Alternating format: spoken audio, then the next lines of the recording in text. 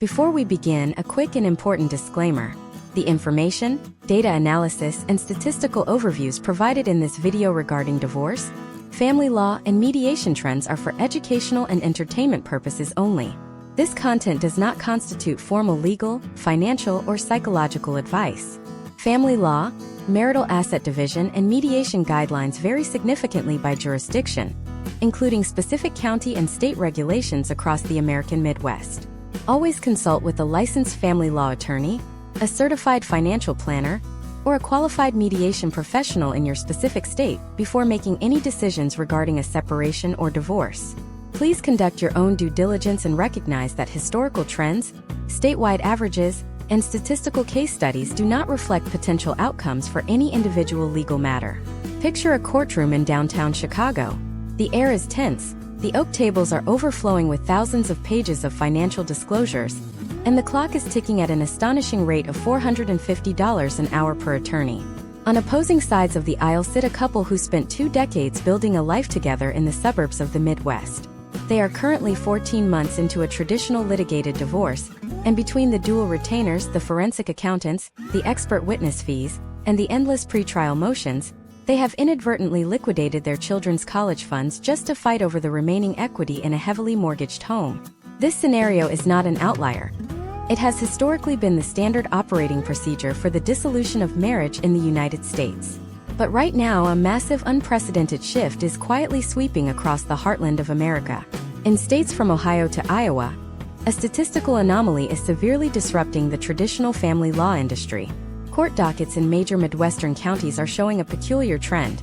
Divorce filings are remaining relatively steady, yet the number of cases actually proceeding to a judge for a final trial has plummeted. Millions of dollars that would have historically gone into the pockets of litigation attorneys are suddenly being preserved by families. There is a specific data-driven reason for this exodus from the courtroom, a behavioral shift toward alternative dispute resolution that is completely redefining the financial survival of the modern American family. By the end of this deep dive, you will understand exactly what this hidden trend is, why the traditional legal establishment is terrified of its rapid adoption, and how understanding these shifting metrics could mean the difference between financial ruin and a stable, amicable transition.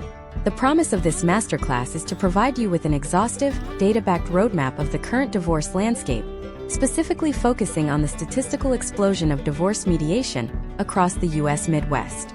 We are not going to rely on vague generalizations or anecdotal assumptions. Instead, we are going to dissect the hard numbers, the historical trends, and the regional demographic shifts that are driving this phenomenon. The problem this solves for you today is profound. It removes the veil of mystery and intimidation that traditionally shrouds the divorce process. The legal system is often deliberately opaque, designed in a way that forces the average citizen to rely heavily on expensive adversarial representation. By equipping yourself with a comprehensive understanding of mediation statistics, comparative cost analysis, and temporal data, you are fundamentally shifting the power dynamic. You will learn how to approach the dissolution of a marriage not as a battlefield, but as a structured, metric-driven reorganization of a family unit. This knowledge serves as a critical defense mechanism against the most destructive aspects of the family court system. To understand the magnitude of this shift, we must first establish the unique socioeconomic and cultural fabric of the American Midwest. This region, encompassing states like Illinois, Michigan, Wisconsin, Minnesota, Ohio, and Indiana, presents a fascinating crucible for family law statistics. Historically, the Midwest has been characterized by a blend of dense, industrial urban centers and sprawling, agriculturally driven rural counties. This geographic and economic diversity creates highly complex marital estates. We are looking at a population where asset division might involve a mixture of legacy auto industry pensions in Detroit, complex agricultural land valuations in rural Nebraska, and modern tech sector restricted stock units in emerging hubs like Columbus.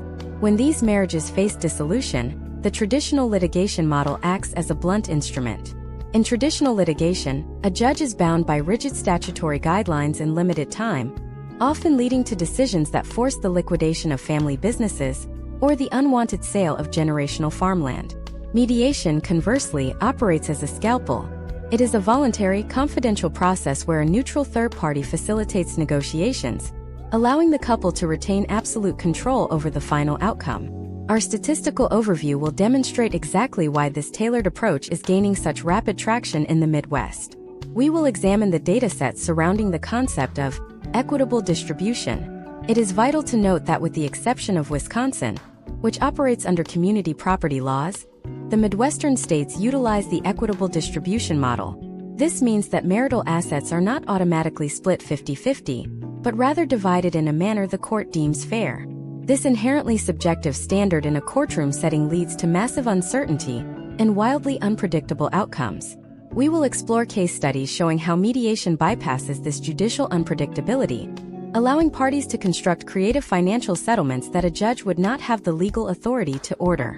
Furthermore, we will delve deeply into the temporal statistics, the sheer amount of time consumed by these disparate processes. Data from heavily populated jurisdictions, such as Cook County, Illinois, or Wayne County, Michigan, reveals a staggering backlog in the domestic relations divisions. We will look at historical trends indicating that a moderately contested litigated divorce in these areas can easily languish in the system for 24 to 36 months. We will contrast this with the rising prevalence of private mediation models, where statistical averages show comprehensive settlement agreements being drafted and finalized in an average of 4 to 6 months. This acceleration is not merely a matter of convenience. It has profound, quantifiable impacts on the preservation of the marital estate and the psychological well-being of the parties involved. We will also tackle the shifting demographic data, specifically the dramatic rise of gray divorce within the aging baby boomer population of the Midwest. As couples over the age of 50 dissolve their marriages at unprecedented rates, the preservation of retirement assets becomes the single most critical vector. The data will show how the adversarial court system often ravages these fixed-income futures, while mediation trends indicate a much higher rate of mutual financial preservation. You will see the exact frameworks and professional interventions, such as the inclusion of certified divorce financial analysts within the mediation room, that are allowing Midwestern families to navigate complex tax liabilities, spousal support calculations, and the division of intricate investment portfolios without resorting to costly courtroom battles. Every piece of data, every regional trend, and every procedural mechanism will be laid bare, so that you can understand the true mechanics of this legal evolution. Let us begin by dissecting the financial anatomy of a modern marital dissolution. To truly grasp the magnitude of the shift toward alternative dispute resolution, we must first look at the traditional litigation machine and how it consumes wealth. Consider the standard billing model of a family law attorney in a metropolitan area like Chicago, Milwaukee, or Indianapolis in the current year 2026. The historical trends indicate that the traditional retainer fee has skyrocketed. When a spouse retains an attorney, they are typically required to deposit a lump sum, often ranging between $10,000 and $20,000, into a trust account. This is not a flat fee for the entire divorce. It is merely an initial deposit against which the attorney will bill their time. And that time is tracked with ruthless precision, typically in 1/10 of an hour increments.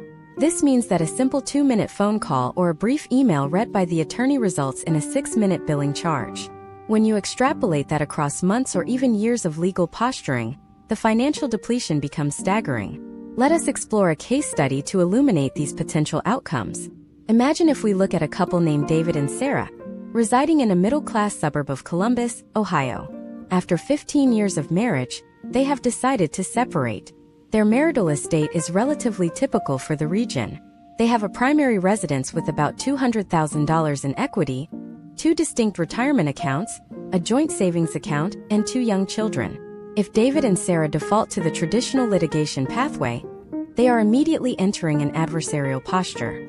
They each hire their own legal counsel, immediately draining $30,000 from their joint liquid assets just to initiate the process.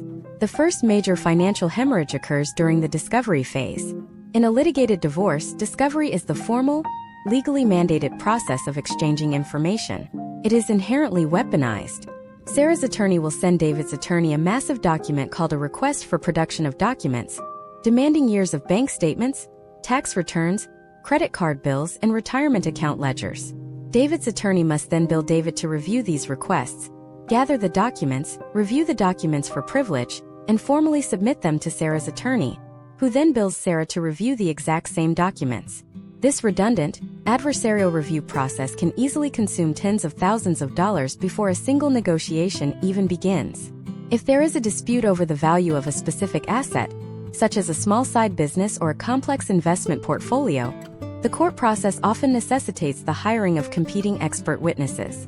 David might hire a forensic accountant to value the business at a lower number, while Sarah hires her own expert to value it higher. These experts charge hundreds of dollars per hour, and ultimately, a judge with limited financial background will be forced to split the difference after hours of costly trial testimony. Now, imagine if David and Sarah had opted for divorce mediation. The financial architecture of this process is entirely different. Instead of dual retainers, they jointly hire a single neutral mediator. The historical trends for mediation in the Midwest show that the total cost for a comprehensive mediated divorce often ranges from $5,000 to $10,000 in total, split between the parties.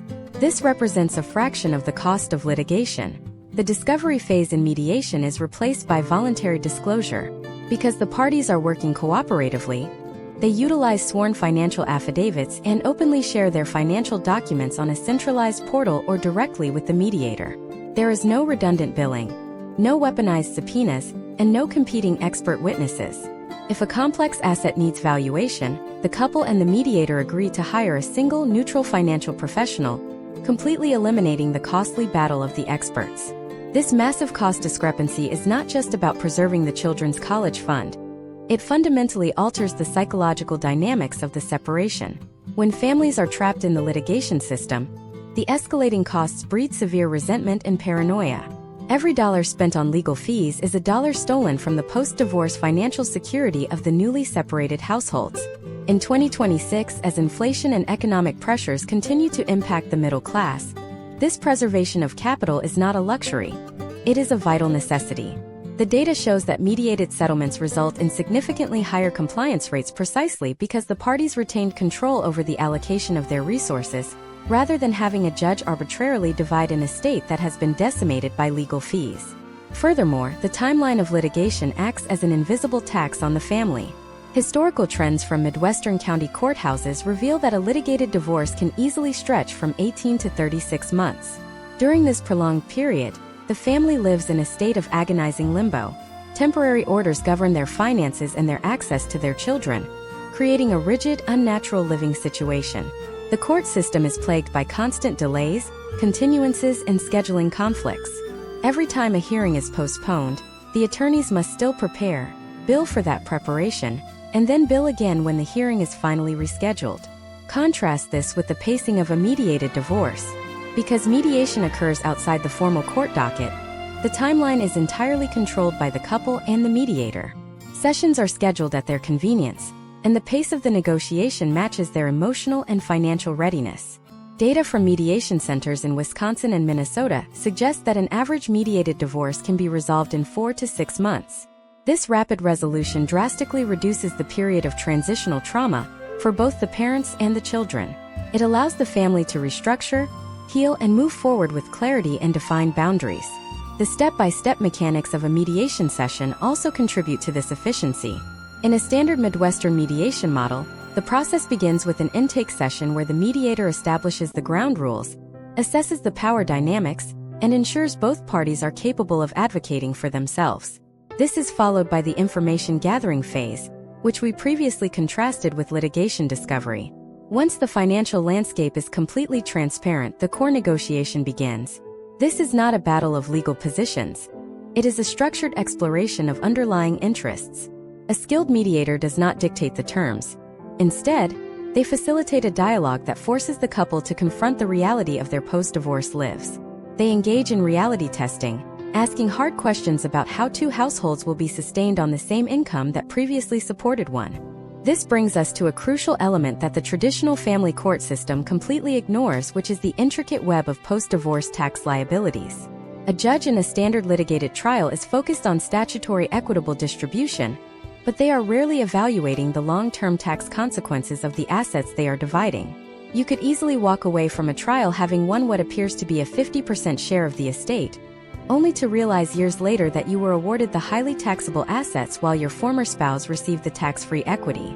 How exactly do mediators utilize specialized financial frameworks to prevent these hidden tax time bombs from destroying your future? and what specific strategies are being used right now in 2026 to protect retirement accounts from devastating early withdrawal penalties during a separation. The answers to these questions form the absolute bedrock of a successful financial transition, and they reveal the most dangerous blind spots of the traditional legal system. To understand these blind spots, we must analyze the stark difference between the gross value of an asset and its true, after-tax reality. The traditional family court system often operates on surface-level valuations. If a couple stands before a judge with a $1 million marital estate, the judicial inclination in an equitable distribution state is often to find a path to a $500,000 split for each party. However, all dollars are not created equal under the United States tax code. This is where the statistical advantage of mediation becomes undeniably clear, as it allows for the integration of specialized financial analysis that a standard courtroom trial simply cannot accommodate. Let us explore a highly realistic scenario based on historical trends in the current year, 2026. Imagine if we examine the divorce of a hypothetical couple, Michael and Jessica, living in Naperville, Illinois. After 20 years of marriage, their combined assets total exactly $1.2 million. This estate consists of two primary liquid assets: a traditional pre-tax retirement account valued at $600,000, and a post-tax brokerage account also valued at $600,000. In a traditional litigated environment, a judge, pressed for time and managing a docket of hundreds of cases, might simply award the retirement account to Michael and the brokerage account to Jessica. On paper, this looks like a perfect 50-50 split. Both individuals walk away with $600,000. But a certified divorce financial analyst sitting in a mediation room would immediately flag this as a catastrophic financial imbalance. The potential outcomes of this judicial decision are drastically different for Michael and Jessica. Michael received a pre-tax asset. This means that every single dollar he eventually withdraws from that retirement account in his later years will be taxed as ordinary income. Depending on his future tax bracket, the true net value of his settlement might only be $400,000. Conversely, Jessica received a post-tax asset. The principal amount in her brokerage account has already been taxed.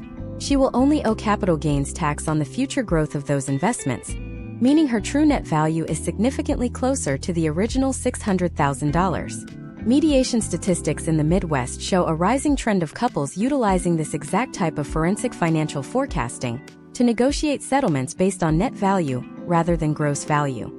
In mediation, Michael and Jessica would be educated on this discrepancy.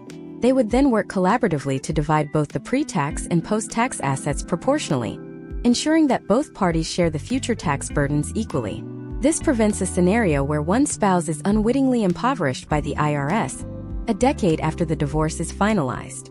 The mechanics of dividing these retirement assets introduce another massive procedural hurdle where mediation heavily outpaces litigation: the Qualified Domestic Relations Order. A retirement account like a 401k is governed by federal law. You cannot simply transfer funds from one spouse to another because a local county judge signed a divorce decree. If you attempt to withdraw funds from a 401k to pay a divorce settlement without the proper legal framework, the IRS treats it as an early withdrawal. You will immediately be hit with ordinary income taxes on the entire amount, plus a 10% early withdrawal penalty if you are under the age of 59 and a half. This mistake routinely decimates marital estates in unguided litigations. To prevent this, a specific legal instrument called a Qualified Domestic Relations Order is required. This document legally recognizes the non-employee spouse's right to receive a portion of the account balance. Historical trends show that in traditional litigation, this order is often treated as an afterthought, drafted hastily by junior attorneys after the final trial. If the plan administrator rejects the order because it does not meet their specific corporate guidelines, the parties are forced to return to court, incurring even more legal fees. In the modern 2026 mediation framework, the drafting of this order is moved to the forefront of the negotiation. Mediators often work alongside specialized drafting attorneys who pre-approve the language with the specific corporate plan administrators. Whether that is a massive automotive manufacturer in Michigan or a tech firm in Indiana, long before the final settlement is signed. This step-by-step verification process guarantees that the transfer of funds will be executed flawlessly, preserving the capital and avoiding devastating tax penalties. It is a methodical, risk-averse approach that prioritizes financial survival over adversarial posturing. Beyond retirement accounts, we must examine the single largest asset for most Midwestern families: the marital home.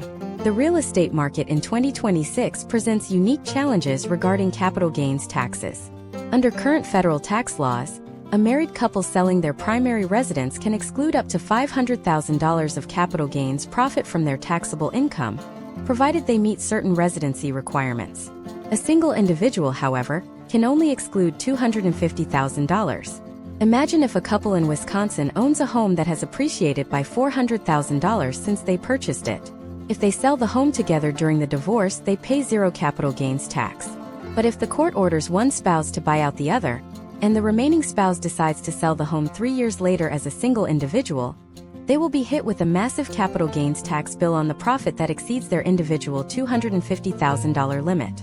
Traditional litigation rarely maps out these long-term residential tax liabilities. Mediation, however, allows for highly customized real estate solutions. Case studies across the Midwest reveal a surge in co-ownership agreements negotiated through mediation. Spouses are agreeing to keep the marital home joint for a highly specific, mathematically defined period, perhaps until the youngest child graduates high school. The mediation agreement carefully outlines exactly how the mortgage, maintenance, and eventual sale proceeds will be divided, strategically timing the sale to maximize tax exemptions for both parties under complex IRS rules. This level of creative, long-term financial structuring is simply beyond the scope of a standard courtroom trial. Yet, as complex as these financial architectures are, they represent only half of the equation. While preserving wealth and navigating tax codes is critical, it pales in comparison to the stakes involved when children are caught in the crossfire of a dissolution. How exactly does the traditional court system inadvertently weaponize child custody?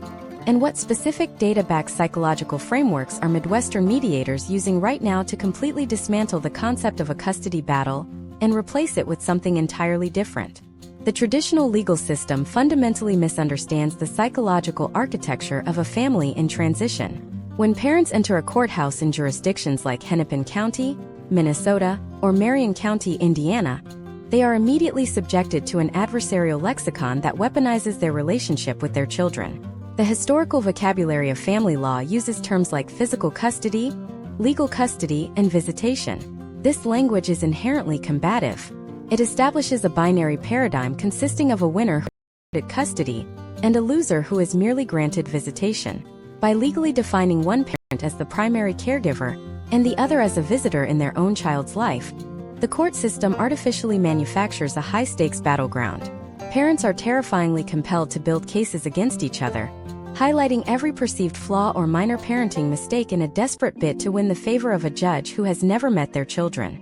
Historical trends and psychological case studies from leading pediatric institutions across the United States have consistently demonstrated that it is not the dissolution of the marriage itself that causes long-term trauma in children. Rather, the potential outcomes for pediatric psychological well-being are directly tied to the duration and the intensity of the parental conflict. When a family is trapped in the litigation machine for 2 years, the children become collateral damage in a Cold War. They absorb the tension of the financial strain, the anxiety of the unpredictable court dates, and the subtle or overt hostilities exchanged between their parents. In the current year of 2026, progressive mediation centers across the American Midwest have entirely abandoned the archaic concept of a custody battle. Instead, they utilize data-backed psychological frameworks to transition the family from a single household structure to a stable, cooperative two-household family system. This paradigm shift begins by completely dismantling the adversarial vocabulary. In a modern mediation setting, the word custody is functionally obsolete. Mediators instead guide parents through the creation of a comprehensive allocation of parental responsibilities. This completely neutralizes the emotional hierarchy. The focus shifts entirely away from parent rights and pivots strictly toward child needs. To illustrate how this functions mechanically, imagine if a couple named Robert and Emily, residing in Grand Rapids, Michigan, are navigating a divorce with their 2 children, aged 7 and 9. If they litigate, a judge relying on overloaded dockets will likely default to a standardized, generic parenting schedule. Historically, this has often looked like the traditional every other weekend arrangement, reducing Robert to an alternating weekend entertainer rather than a fully integrated co-parent. Mediation approaches the allocation of parenting time as a highly customized, developmental puzzle. Mediators working with Robert and Emily would introduce specialized scheduling frameworks designed to maximize the children's stability while ensuring continuous, meaningful contact with both parents. One of the most statistically successful models currently utilized in Midwestern mediation is the 2-2-3 schedule. In this data-driven framework, the children might spend Monday and Tuesday with Emily, Wednesday and Thursday with Robert, and Friday through Sunday with Emily. The following week, the schedule flips, allowing Robert to have the weekend. This step-by-step rotational model prevents young children from going long stretches without seeing either parent, mitigating separation anxiety, and fostering a deeply ingrained sense of dual household normalcy. For older children, historical trends show mediators often facilitate a 5-2-2-5 schedule. In this scenario, Emily always has the children on Mondays and Tuesdays. Robert always has them on Wednesdays and Thursdays. The parents then alternate the Friday through Sunday weekend block. This provides extreme predictability for the children regarding their school week routines, extracurricular activities, and homework schedules, while ensuring mathematical equity in parental engagement. A judge cannot dedicate the hours required to meticulously craft these nuanced, hour-by-hour developmental schedules. A mediator, however, systematically walks the parents through every logistical reality, from morning bus stop drop-offs to evening soccer practices. Furthermore, the mediation process in 2026 frequently incorporates the expertise of a neutral child specialist. This is a licensed pediatric mental health professional who operates outside the traditional courtroom role of an evaluating witness. In a litigated battle, a child might be subjected to invasive psychological evaluations, their private statements weaponized by competing attorneys. In collaborative mediation, the child specialist acts purely as the voice of the child. They meet with the children in a safe, clinical environment to assess their emotional state, their developmental needs, and their unspoken anxieties regarding the changing family structure. The specialist then returns to the mediation room to provide the parents with neutral, clinical feedback. When the neutral child specialist explains to the parents how their subtle passive-aggressive remarks during physical transitions are directly correlating to their child's dropping academic performance, the emotional temperature in the room drops. This data-backed intervention often serves as a profound reality check for parents, immediately defusing hostilities and refocusing the negotiation entirely on the psychological preservation of their children. Beyond physical scheduling, the allocation of parental responsibilities must address the complex web of major life decisions. A highly structured mediated parenting plan breaks down decision-making authority into distinct, manageable categories such as education, healthcare, religious upbringing, and extracurricular participation. In a courtroom, a judge might award sole legal custody to one parent, effectively disenfranchising the other from these critical choices. Mediation trends show a massive preference for structured joint decision-making protocols.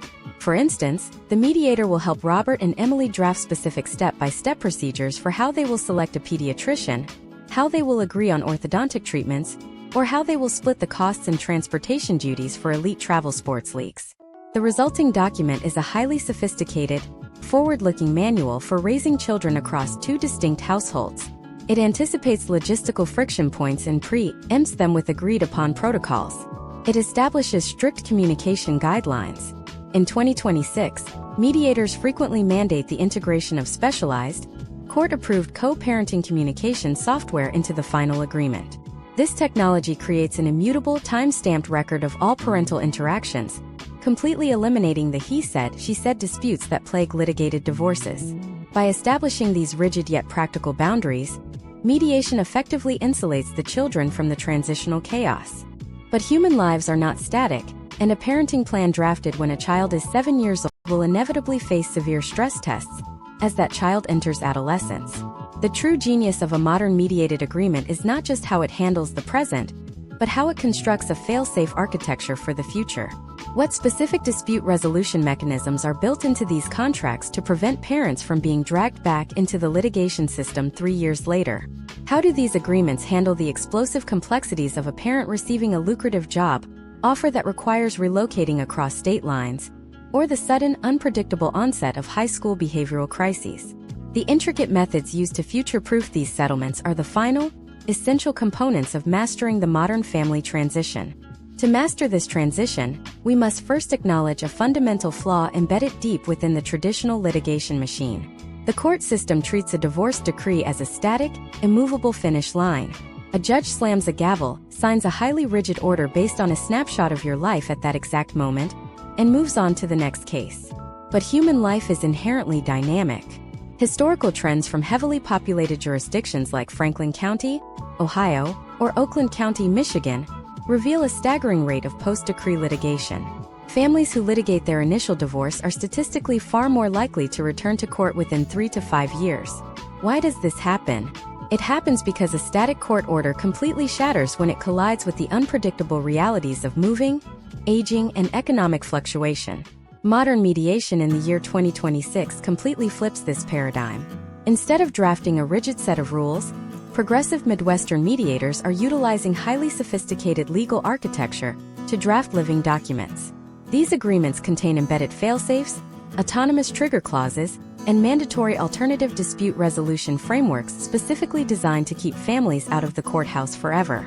Let us examine the exact step-by-step mechanics of a tiered dispute resolution clause, which has become the gold standard in modern mediation. In a standard litigated divorce, if two parents strongly disagree on a major issue down the road, the default mechanism is to immediately call an attorney, file a formal motion, and drag the ex-spouse back in front of a judge. This reignites the entire financial hemorrhage we discussed previously. An expertly mediated agreement, however, explicitly prohibits this immediate escalation. It mandates a pre-negotiated, multi-step process. Step 1 requires the parents to observe a mandatory cooling-off period, often 72 hours, during which they may only communicate regarding the dispute through a court-approved co-parenting software platform. If the issue remains unresolved, Step 2 mandates that the parents must return to their original mediator, or a mutually agreed-upon neutral third party, for a minimum of 2 good faith mediation sessions before any legal filing can occur. This forced pause and return to the mediation table is a highly effective circuit breaker. Statistical analysis shows that over 80% of post-divorce disputes that enter this mandatory secondary mediation phase are resolved without ever triggering a court filing. Now, imagine if we apply this living document framework to one of the most highly volatile scenarios in family law, which is the parental relocation crisis. Let us look at a case study of a father named Thomas, living in Peoria, Illinois in 2026. Thomas shares a 50-50 parenting schedule with his ex-wife. Suddenly, Thomas is offered a highly lucrative, career-defining promotion that requires an immediate corporate transfer to Dallas, Texas. In the traditional court system, this scenario is a catastrophic event. It triggers a vicious, expensive relocation battle. His ex-wife would likely file an immediate injunction to prevent the children from leaving the state. Thomas would hire aggressive legal counsel to prove the move is in the best interest of the children due to increased financial stability. Tens of thousands of dollars would vanish in weeks as a judge is forced to make an impossible binary choice.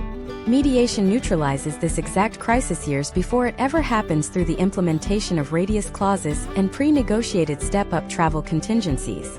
During the initial divorce mediation, the neutral professional forces the couple to confront the mathematical probability of a future relocation. They draft a clause establishing a specific geographic boundary, commonly a 30 to 50-mile radius from the children's current primary school district. If neither parent moves outside this radius, the standard parenting plan remains perfectly intact. However, if a parent like Thomas chooses to accept a job outside that radius, the mediation agreement already dictates exactly what happens next. The document contains an autonomous trigger that immediately activates a long-distance parenting protocol. This protocol outlines precisely how the 50-50 schedule will pivot to accommodate the geography. It might stipulate that the relocating parent absorbs all financial costs associated with the children's flights. It will detail exactly how the summer break will be reapportioned, perhaps granting Thomas 7 uninterrupted weeks in the summer, and every single 3-day holiday weekend to mathematically offset the loss of his alternating Tuesday nights. By pre-packaging the solution to the crisis, the mediation agreement completely eliminates the panic, the adversarial posturing, and the exorbitant legal fees associated with the sudden move. This same principle of forward-thinking architecture is applied to the shifting developmental needs of the children, particularly the sudden, unpredictable onset of high school behavioral crises. A parenting schedule that perfectly serves a compliant 8-year-old will inevitably face severe, structural stress tests when that child turns 16. Teenagers in 2026 are navigating highly complex environments. They have part-time jobs, intense romantic relationships, demanding athletic schedules, and a biological drive for autonomy. A rigid, litigated court order that forces a 16-year-old to mechanically alternate houses every 48 hours often leads to severe psychological rebellion and intense household conflict. To mitigate this, Midwestern mediators are increasingly utilizing age-based schedule modifications. These are specific clauses that activate when a child reaches a certain developmental milestone, such as their 14th birthday or their entry into high school. These clauses mandate a shift from parent-driven scheduling to adolescent-driven flexibility. They might require the parents to formally solicit the child's input regarding their living arrangements, creating a framework where the teenager has a structured voice in the process without placing the burden of choice entirely on their shoulders. Furthermore, to handle the inevitable daily friction of raising a teenager across two households, modern agreements often introduce the role of a parenting coordinator. This is a specially trained mental health or legal professional appointed by the agreement to act as a definitive tiebreaker for daily logistical disputes. If the parents cannot agree on whether their 16-year-old is responsible enough to drive the newly purchased used car, or if they cannot agree on an appropriate curfew following a behavioral infraction, they do not go to court. They submit the dispute to the parenting coordinator, who makes a binding, real-time decision based on the psychological best interest of the teenager. The financial realities of adolescence are also meticulously mapped out.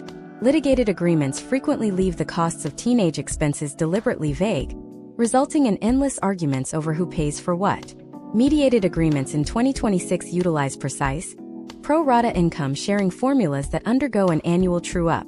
Every April, the parents agree to exchange their tax returns and recalculate their income ratios. This ensures that the crushing costs of adolescent car insurance, private standardized test tutoring, and college application fees are automatically and fairly divided based on the parents' real-time financial realities, not their financial standing from a decade ago. Future-proofing a family's logistics is a complex, delicate puzzle, but it ultimately relies on logic, developmental psychology, and clear communication.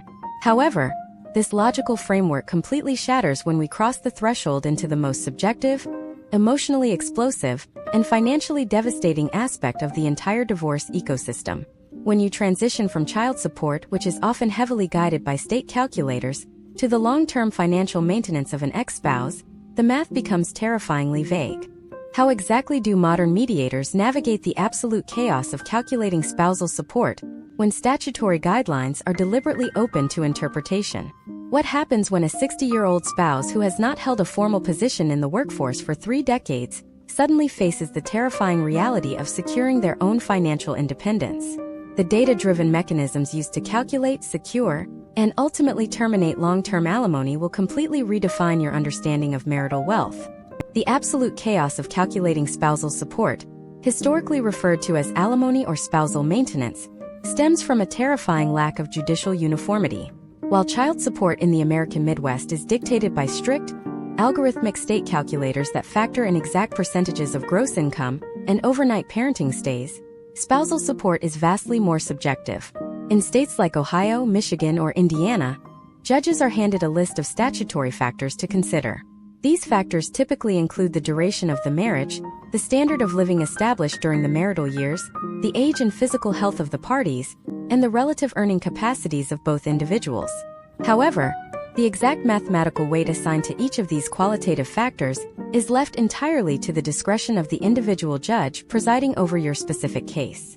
This historical trend of judicial unpredictability means that 2 completely identical families walking into 2 different courtrooms in the exact same county could walk out with wildly different spousal support obligations. One judge, interpreting the data through a specific lens, might order $4,000 a month indefinitely, while another judge across the hall might order $2,000 a month for a strict limit of 5 years. Imagine if we examine these potential outcomes through a highly realistic case study of Richard and Susan, residing in Carmel, Indiana, in the current year of 2026. Richard is a 59-year-old regional director for a Midwestern logistics company, earning an executive compensation package of $250,000 annually. Susan is 60 years old and has not held formal W-2 employment since the late 1990s, having mutually agreed with Richard to dedicate the last 30 years to managing the household and raising their now adult children. In a traditional litigated trial, Susan's attorney will aggressively argue for permanent, indefinite alimony to maintain her established, upper-middle-class standard of living. Richard's attorney will counter-argue that Susan holds a master's degree and is perfectly capable of re-entering the workforce, demanding a minimal, short-term support order designed merely as a brief rehabilitation period. A judge, constrained by an overflowing daily docket and lacking the time to perform a deep forensic economic analysis, will likely split the difference based on gut instinct, leaving both parties feeling financially traumatized and deeply insecure about their futures. Modern mediation fundamentally rejects this arbitrary guesswork. In a structured mediated setting, Richard and Susan would not waste billable hours arguing over vague, emotional concepts of fairness. Instead, they would utilize the services of a neutral financial professional to build an exhaustive, forward-looking cash flow analysis. This data-driven mechanism completely removes the emotional volatility from the negotiation room. The mediator forces both parties to construct highly detailed, mathematically sound post-divorce budgets, actively accounting for 2026 inflation metrics, rising out-of-pocket healthcare premiums, and current property tax rates in their specific county. By mapping out exactly what Susan actually needs to survive and exactly what Richard can mathematically afford to pay after covering his own individual living expenses, the mediation process clearly defines the exact boundaries of their financial reality. Furthermore, mediation allows for the implementation of highly customized, step-down support structures that traditional courts rarely engineer. A judge might order a flat rate of monthly alimony for 10 consecutive years. A mediated agreement, however, can be meticulously designed to actively incentivize financial independence without imposing sudden poverty. For example, Richard and Susan might agree to a tiered financial system where Susan receives a much higher amount of monthly support for the first 3 years. This specific window allows her the necessary capital to update her professional education, obtain modern software certifications, or relicense her credentials. This phase is often paired with a formal vocational evaluation conducted by a neutral expert who assesses the current Midwest job market to identify highly specific, realistic employment pathways for a 60-year-old returning to the workforce.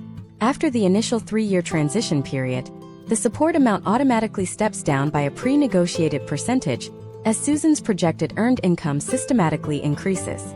This creates a predictable, logical glide path to financial autonomy, rather than a permanent, resentful financial dependency. It is also absolutely imperative to understand the massive tax implications surrounding these negotiations. Prior to recent federal tax overhauls, alimony payments were typically tax-deductible for the payer and counted as taxable income for the recipient. That is no longer the historical baseline for new divorce filings. In 2026, spousal support payments are generally paid with after-tax dollars and are not counted as taxable income for the receiving spouse.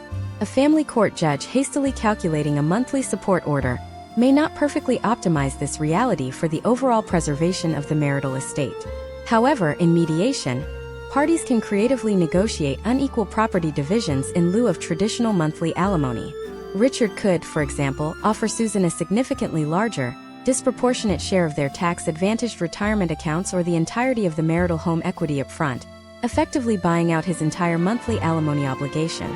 This provides Susan with immediate, secure capitalization and allows Richard to move forward with completely unencumbered monthly cash flow, often resulting in a massive net positive for both balance sheets.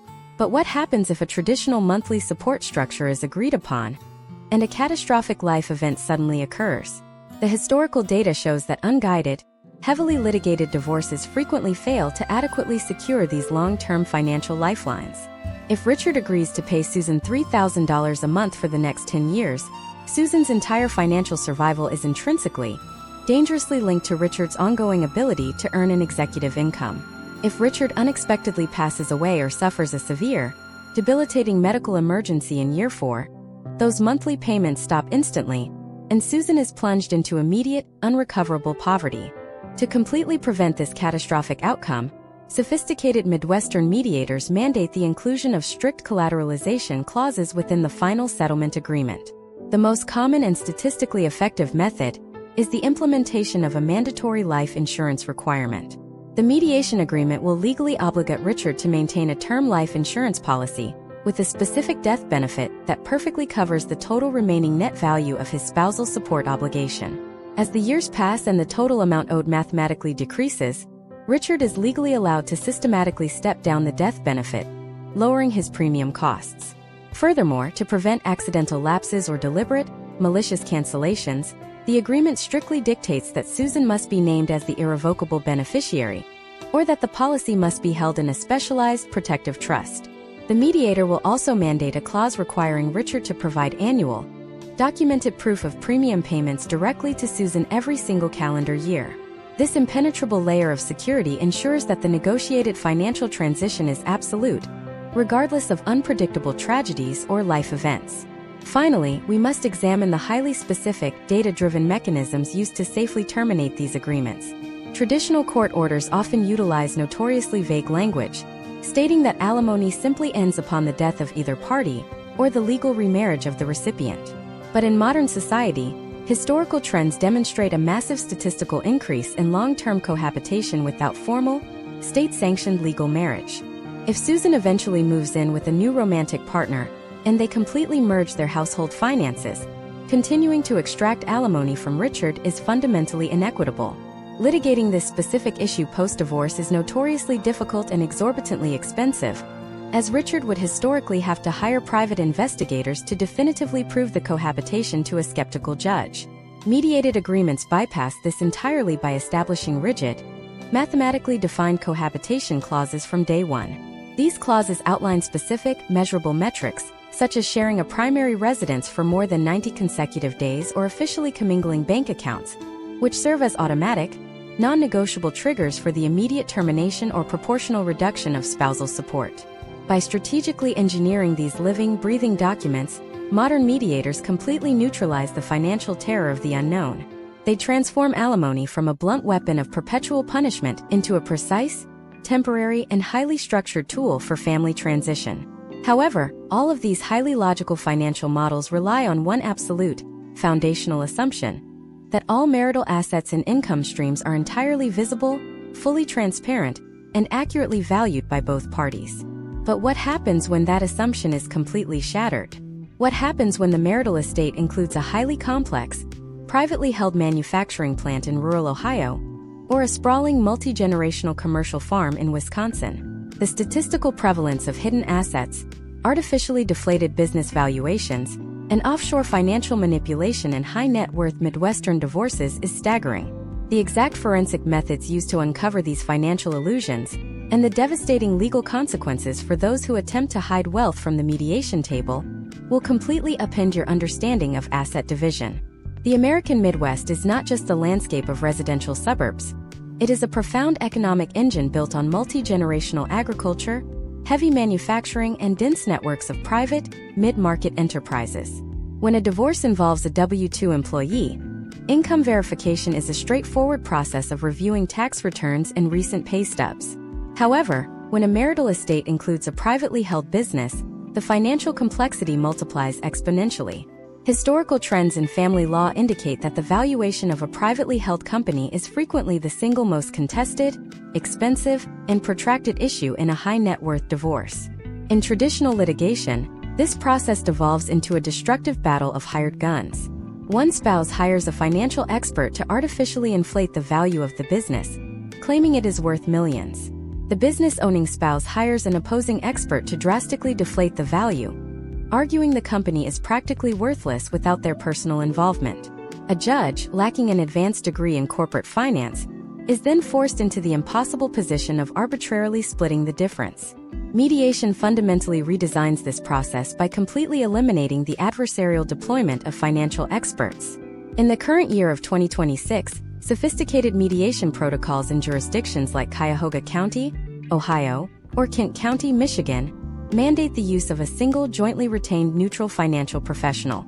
This individual is typically a certified valuation analyst or a forensic accountant who acts strictly as a neutral fact finder for the mediation team, not as a weapon for either spouse. To understand exactly how this transforms the process, imagine if we analyze a case study involving a couple named Arthur and Helen. After 25 years of marriage, they are divorcing in Ohio.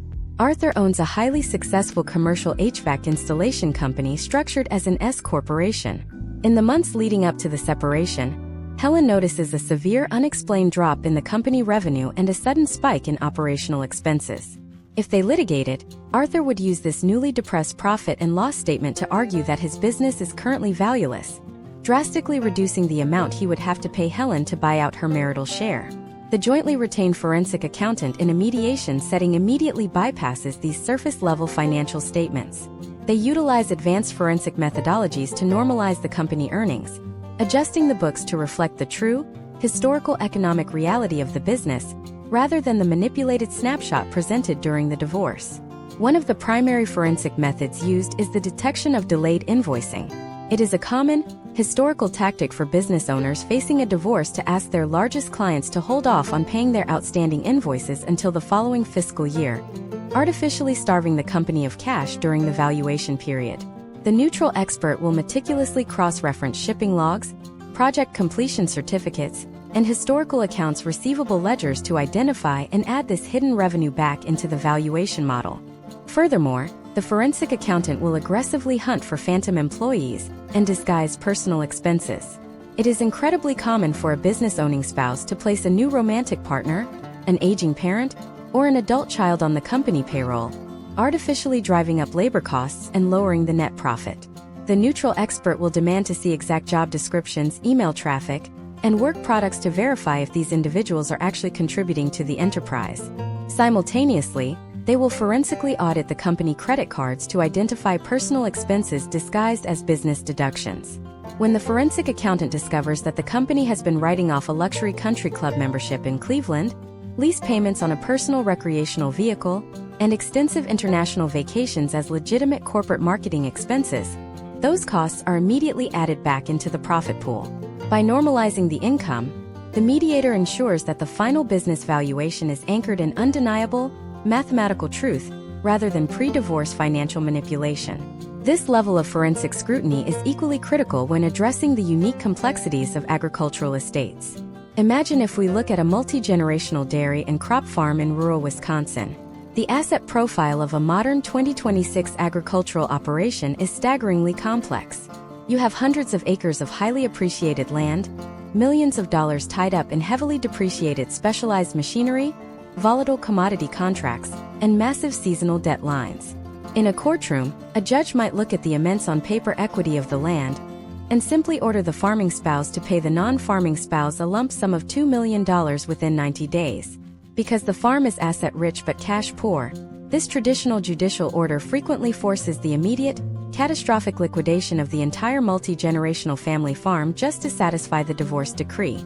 Mediation provides the specialized architecture required to divide an agricultural estate without destroying it. Using a neutral agricultural appraiser and a specialized agricultural lender, the mediator maps out a highly creative, structured buyout over a period of 10 to 15 years. They utilize detailed, localized commodity forecasts and crop yield projections to ensure that the annual buyout payments are strictly tied to the actual realistic cash flow of the harvest, not an arbitrary judicial timeline. They might negotiate long-term land lease agreements where the non-farming spouse retains ownership of specific parcels of land, providing them with stable rental income, while allowing the farming spouse to continue operations seamlessly. But what happens when one party deliberately attempts to completely conceal an asset from the mediation process altogether? The foundation of modern mediation relies entirely on a document known as the sworn financial affidavit. This is an exhaustive, legally binding document where both parties must disclose every single bank account, cryptocurrency wallet, offshore holding, and physical asset under the penalty of perjury. In a collaborative mediation environment, there is no formal discovery process utilizing subpoenas to force the production of documents. The process relies on the mutual, voluntary submission of these affidavits.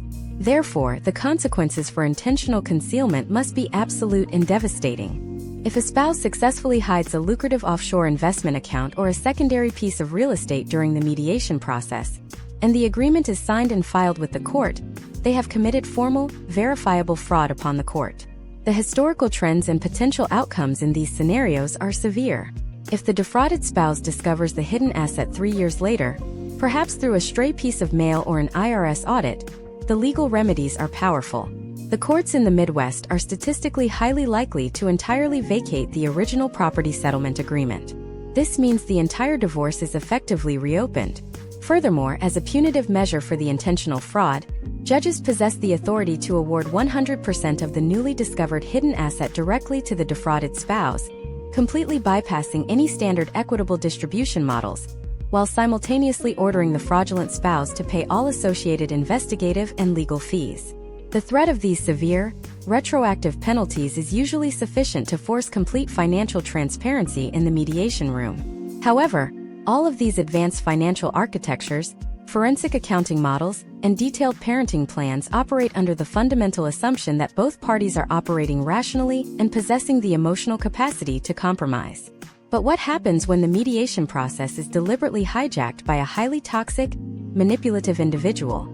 How does a mediator maintain control when sitting across from a spouse who exhibits severe, documented traits of a cluster B personality disorder, such as narcissistic personality disorder? The specific psychological containment strategies used by specialized mediators to neutralize aggressive intimidation tactics, gaslighting, and emotional terrorism will determine whether the process succeeds or collapses into catastrophic litigation. The specific psychological containment strategies used by specialized mediators to neutralize aggressive intimidation tactics, gaslighting, and emotional terrorism will determine whether the process succeeds or collapses into catastrophic litigation. There is a pervasive historical misconception that alternative dispute resolution is only viable for couples who are already amicable and merely need a neutral party to help them fill out localized paperwork. The statistical reality across the Midwestern United States in the current year of 2026 tells a completely different story. Historical trends demonstrate that highly specialized mediation is increasingly becoming the preferred method for managing high-conflict dissolutions, precisely because it strips away the theatrical platform that toxic personalities desperately crave. In a traditional courtroom setting, a narcissistic individual can utilize the adversarial system as a weapon. They thrive on the public spectacle of a trial, using cross-examination to intimidate their spouse and manipulating the rigid rules of evidence to obscure the truth. The litigation machine essentially funds and prolongs their ability to exert coercive control over their victim. Imagine if we examine a high-conflict case study involving a couple named William and Catherine, who are navigating a dissolution in Madison, Wisconsin. William has historically controlled every single financial aspect of their two-decade marriage and routinely uses gaslighting, a devastating psychological manipulation tactic designed to make Catherine question her own memory and perception of reality, to maintain complete dominance over the household. If Catherine attempts to assert a financial boundary or ask a question regarding their investments, William immediately escalates into rage, threatens to take full custody of their children, and claims she will be left with absolutely nothing if she pursues a divorce. In an unguided, traditional legal setting, Catherine would likely capitulate to a devastatingly unfair settlement out of sheer terror and emotional exhaustion. To permanently neutralize this severe power imbalance, modern Midwestern mediators deploy a highly structured architectural intervention known as shuttle mediation or caucusing. In a standard amicable mediation setting, both parties sit at the same table. But when a cluster B personality disorder is identified or severe emotional terrorism is present, the mediator completely severs visual and physical contact between the spouses. Catherine arrives at the mediation center at 9 in the morning and is securely placed in a private conference room. William arrives at 9:30 and is placed in a completely separate room at the opposite end of the building. They do not cross paths in the parking lot, they do not share a waiting room, and they absolutely never hear the other person speak. The mediator physically shuttles back and forth between the two secure rooms, carrying settlement offers, analyzing financial data, and conveying boundaries. This physical separation instantly neutralizes William's primary weapon, which is his ability to read Catherine's physiological stress responses and escalate his intimidation tactics accordingly. He can no longer glare at her across a mahogany table or interrupt her sentences to establish dominance.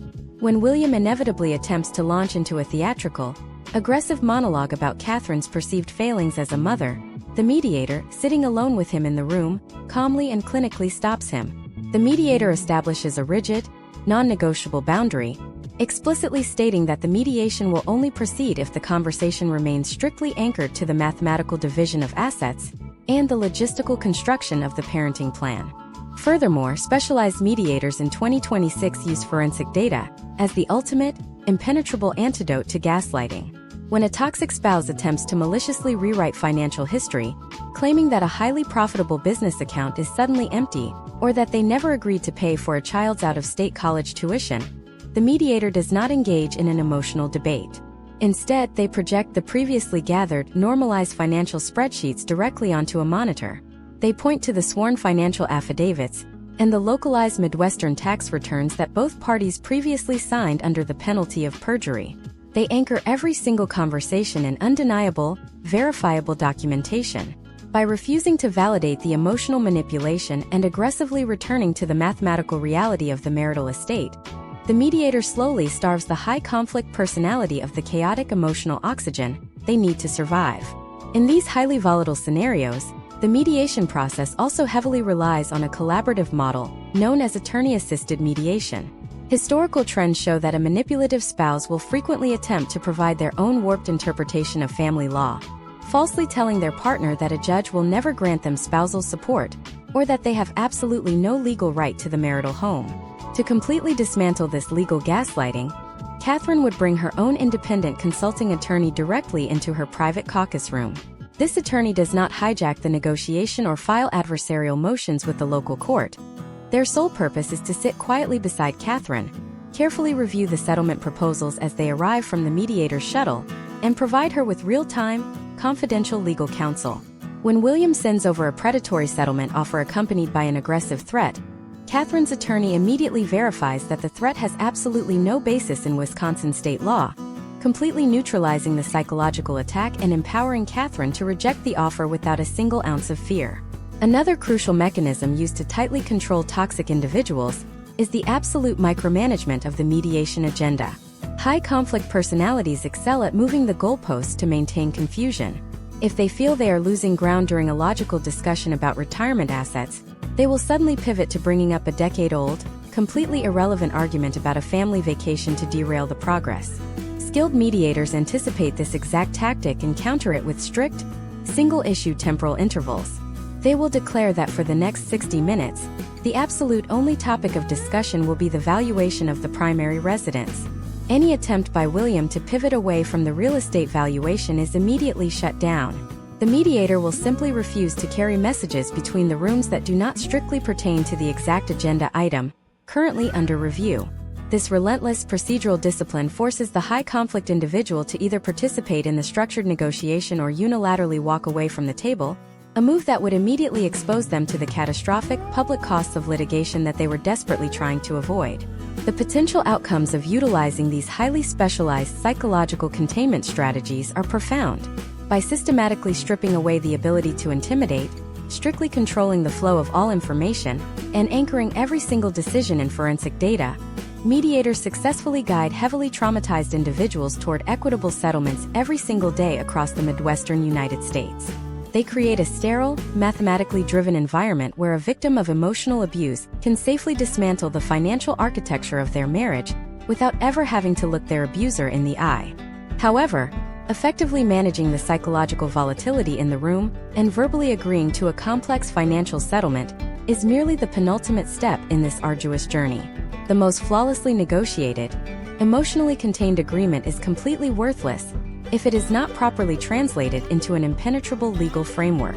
Once the shuttle mediation concludes and both parties verbally accept the terms, an incredibly delicate and legally precarious window of time opens.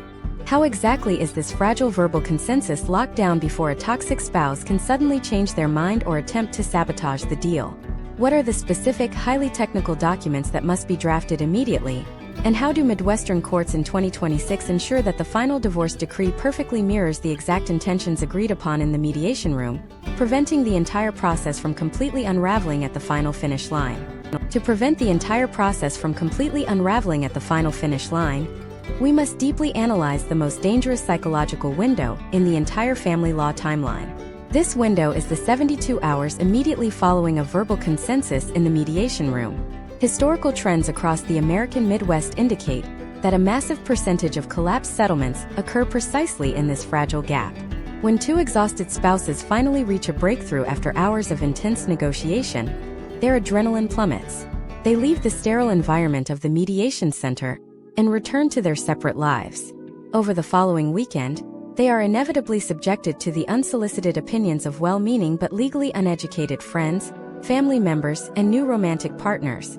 This external influence routinely triggers severe buyer's remorse, convincing a spouse that they conceded too much and should demand a completely different asset division on Monday morning. To permanently neutralize this threat in the current year of 2026, elite mediators in jurisdictions like Cook County, Illinois, and Hennepin County, Minnesota, employ an immediate lockdown mechanism known as the binding term sheet or the memorandum of understanding. Imagine if we look at a case study of Mark and Elizabeth navigating a complex dissolution in Chicago. It is Friday at 4 in the afternoon. After a grueling 8-hour shuttle mediation session, they finally agree on the valuation and division of Mark's commercial real estate portfolio. If the mediator simply shakes their hands and promises to draft the paperwork next week, the settlement is statistically likely to fail. Instead, the mediator refuses to let anyone leave the building until a memorandum of understanding is drafted, printed, and signed by both parties. This document is not the final, polished legal contract. It is a highly condensed, bulleted list that mathematically captures the exact economic terms they just agreed upon. It outlines the precise dollar amounts, the exact real estate addresses, and the specific percentages of the retirement accounts to be transferred. Once Mark and Elizabeth sign this memorandum of understanding, the verbal consensus instantly crystallizes into a legally binding, preliminary contract. If Elizabeth's brother convinces her on Sunday that she deserves an extra $50,000, it is legally too late. The term sheet acts as an impenetrable anchor, preventing either party from moving the goalposts and dragging the family back into the financial hemorrhage of litigation. However, the memorandum of understanding is merely the skeleton of the settlement. The next step is translating that skeleton into the muscle and skin of the final marital settlement agreement, frequently referred to in Midwestern courts as the MSA. This translation phase is incredibly perilous. A simple, one-sentence bullet point on the term sheet stating that Mark keeps the primary residence must be expanded into pages of dense, highly specific legal architecture. Who exactly is responsible for the property taxes during the 90-day transfer period? What happens if the water heater completely fails the day before Elizabeth moves out? Which specific party is legally liable for the closing costs, if the home must eventually be sold to satisfy a buyout? Historical data shows that poorly drafted marital settlement agreements are the primary catalyst for expensive, post-decree litigation years down the road. This is where the doctrine of the four corners rule becomes absolute law. In American contract law, if a specific detail, asset, or obligation is not explicitly written inside the four corners of the final settlement document, it functionally does not exist. A verbal side agreement between spouses regarding who gets to keep 3 million accumulated airline miles, or who takes ownership of a family pet is completely unenforceable in a court of law. Therefore, the drafting of the marital settlement agreement in 2026 requires an almost surgical level of precision. To ensure this precision, Midwestern mediation protocols heavily rely on independent consulting attorneys during the review phase. Once the mediator drafts the comprehensive marital settlement agreement, it is sent to both spouses. Each spouse takes the document to their respective consulting attorney for a forensic legal review. It is crucial to understand that these attorneys are not hired to reopen the negotiation or aggressively litigate the terms. Their exclusive mandate is to redline the document, checking the legal syntax to ensure that the document perfectly reflects their client's understanding of the deal and that it complies with the specific statutory requirements of their local county courthouse. They act as a critical safety net, catching typographical errors in bank routing numbers or identifying vague language in the spousal support termination clauses before the document is ever submitted to a judge.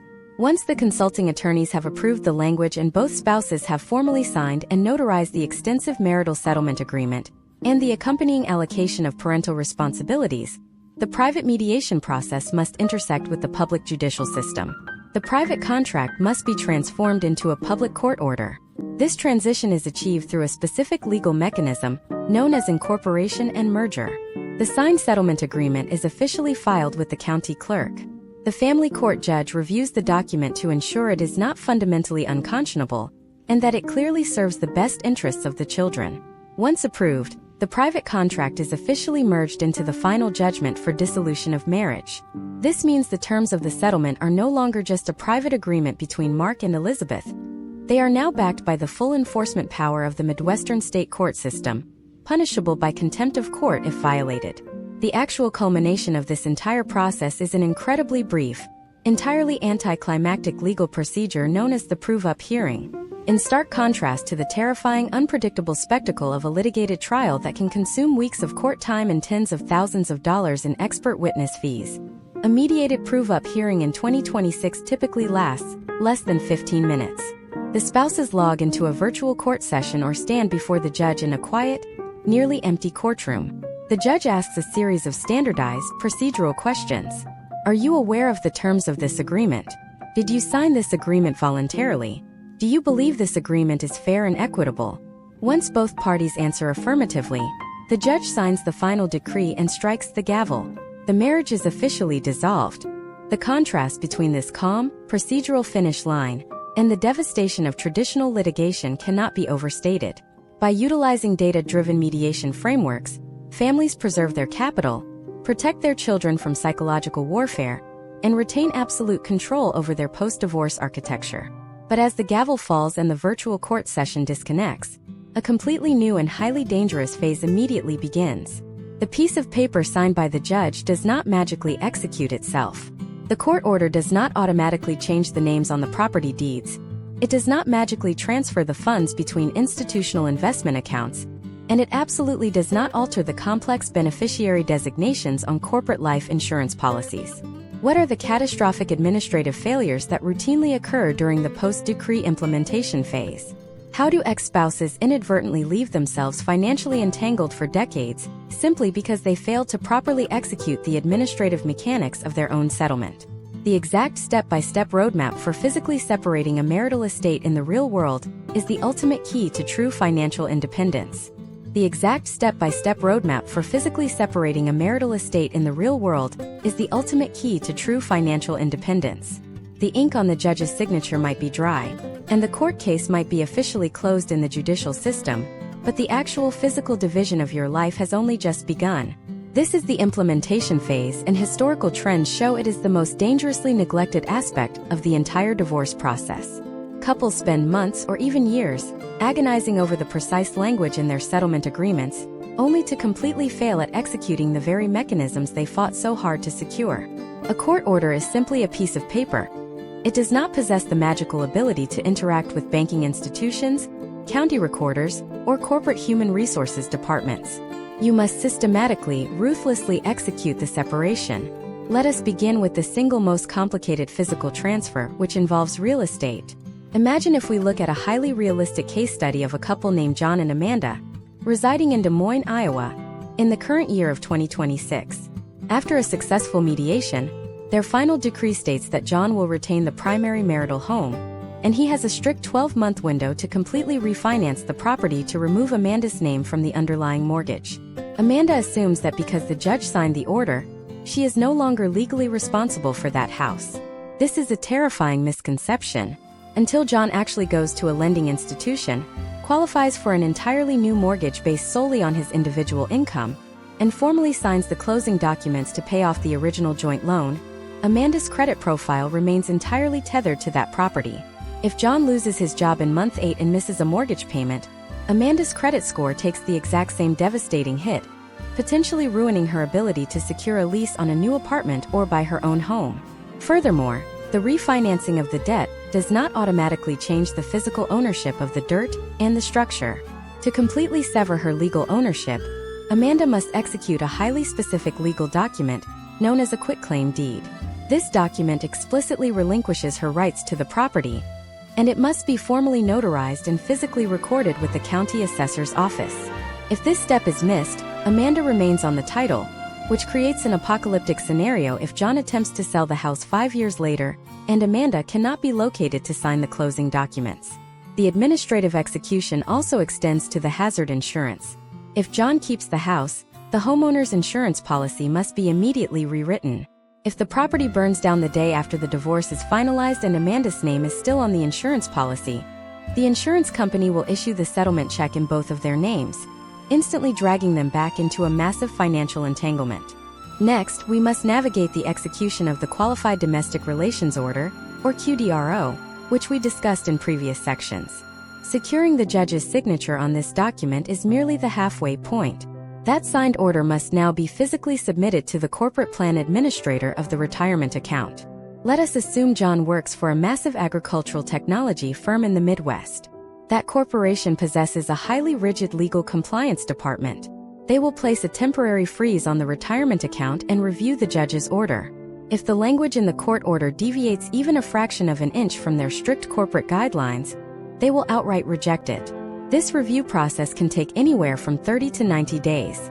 The mediation agreement must strictly dictate the exact market fluctuation parameters during this precarious transfer window. If the stock market crashes by 15% during that 90-day freeze, the agreement must mathematically define exactly who absorbs that loss, preventing a post-decree war over the missing funds. Once the corporate administrator finally approves the order, they physically segregate the funds, creating a brand new, separate account for Amanda, known as an alternate payee account.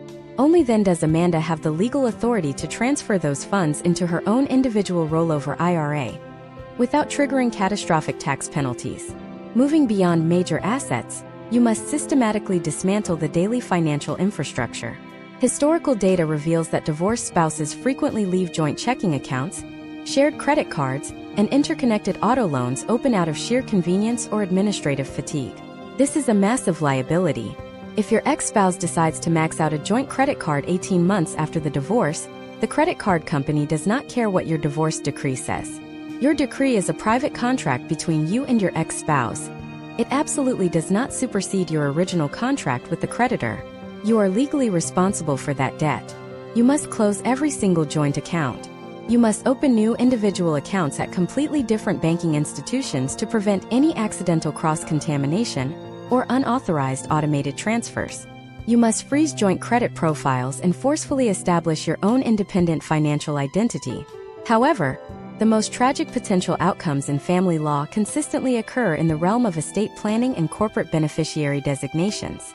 When you are married, you predictably name your spouse as the primary beneficiary on your life insurance policies, your corporate 401k, and your individual investment accounts. A divorce decree absolutely does not automatically update these corporate documents.